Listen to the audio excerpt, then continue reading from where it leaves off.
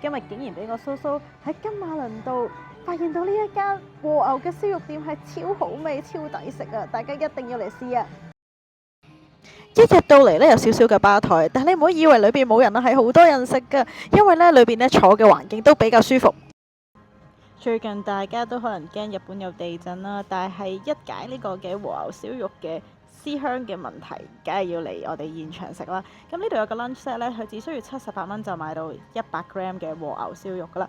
佢有現場專人幫你燒埋俾你食，係咪好感動呢？除咗有佢嘅安夏名物 A5 薩摩牛特大嘅安夏牌之外呢，佢仲有唔同嘅部位上西冷嘅套餐啦，同埋胡椒牛肋肉嘅套餐。咁如果你哋想單點嘅話呢，自己加多少少肉呢就夠晒食噶啦。